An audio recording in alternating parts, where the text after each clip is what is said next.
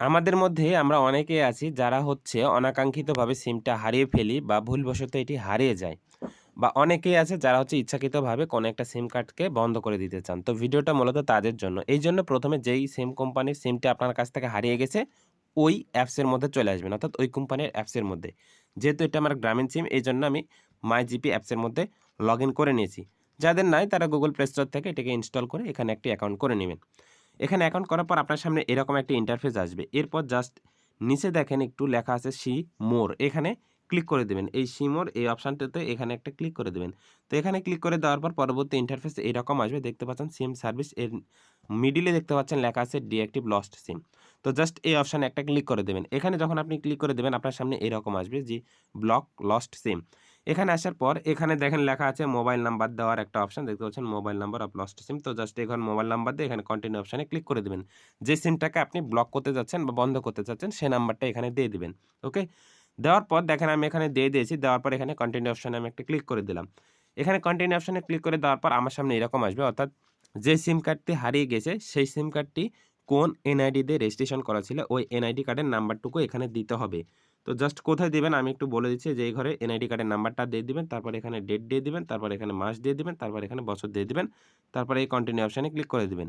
তো যে সিমটা হারিয়ে গেছে সেই সিমের এনআইডি কার্ডের নাম্বারটা এখানে দিয়ে দিবেন বা যে সিমটাকে আপনি বন্ধ করতে চাচ্ছেন।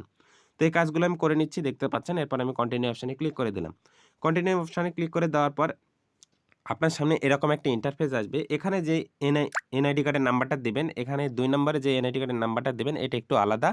আপনি মাইজিপি অ্যাপে বর্তমান যে সিমে রেজিস্ট্রেশন করেছেন, অর্থাৎ যে সিমের মাধ্যমে আপনি অন্য একটা সিমকে ব্লক করতে চাচ্ছেন, সেই এনআইডি কার্ডের নাম্বারটা কিন্তু এখানে আপনাকে দিতে হবে। আমি আবারও বলছি, শুরুতে দিয়েছেন যে নাম্বারটা আপনি ব্লক করবেন, ওই এনআইডি কার্ডের ওই সিমের এনআইডি কার্ডের নাম্বারটা দিয়েছেন।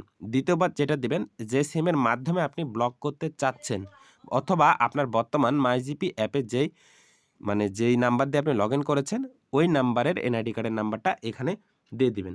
ওকে? ওই সিমের এনআইডি কার্ডের নাম্বারটা এখানে দিয়ে দিবেন। দেওয়ার পর কন্টিনিউ অপশনে ক্লিক করে দিবেন। দেওয়ার পর আপনাকে বলবে যে আপনি আসলে কি ব্লক করতে চাচ্ছেন? তারপর এখানে দেখতে পাচ্ছেন ব্লক নাম্বার এরকম একটি থাকবে। তো জাস্ট এখানে একটি ক্লিক করলেই আপনার নাম্বারটা কিন্তু ব্লক হয়ে যাবে সাকসেসফুলি ভাবে। এরপর আসবে নিচে লেখা দেখবেন go to home page. Go to home পেজে যদি আপনি যান তাহলে কিন্তু আপনাকে মাইজিপি অ্যাপসে নিয়ে যাবে। তো এটা যেহেতু আমার একটি ডেমো ছিল, তো বিষয়টা আমি বোঝানোর জন্য এই কাজগুলো আপনাদেরকে দেখালাম। কিন্তু আমি চাচ্ছি না যে এই নাম্বারটি আসলে ব্লক করে দেই। যেহেতু এটা আমার একটি পার্সোনাল নাম্বার। তো আশা করি আমি আপনাকে এই ভিডিওর মাধ্যমে বোঝাতে পেরেছি যে একটা হারিয়ে যাওয়া ফোন অথবা কেউ যদি আপনাকে বারবার কল দিয়ে বিরক্ত করে, তো আপনি চাইলেই সেই সিমটাকে কিন্তু পুরোপুরি বন্ধ করে দিতে পারেন। আবার যদি আপনি ফিরিয়ে নিয়ে আসতে চান, তাহলে কিন্তু আপনাকে কাস্টমার কেয়ারে কথা বলতে হবে এবং মাইজিপি অ্যাপে যে তাদের হেল্পলাইন আছে, হেল্পলাইনে কথা বলে কিন্তু আপনি সিমটাকে কিন্তু আবার আগের অবস্থায় ফিরিয়ে নিয়ে আসতে পারবেন। তো ভিডিওটা যদি আপনাদের দেখে হেল্পফুল মনে হয়, তাহলে অবশ্যই ভিডিওটা একটা লাইক করে দিবেন এবং মনে করেন যদি আপনার বন্ধুদেরও উপকার করবেন, তাহলে অবশ্যই ভিডিওটা আপনার টাইমলাইনে শেয়ার করে দিবেন। সো দেখা হচ্ছে নতুন কোনো ভিডিওতে। ভালো থাকবেন, সুস্থ থাকবেন। সো ধন্যবাদ সবাইকে।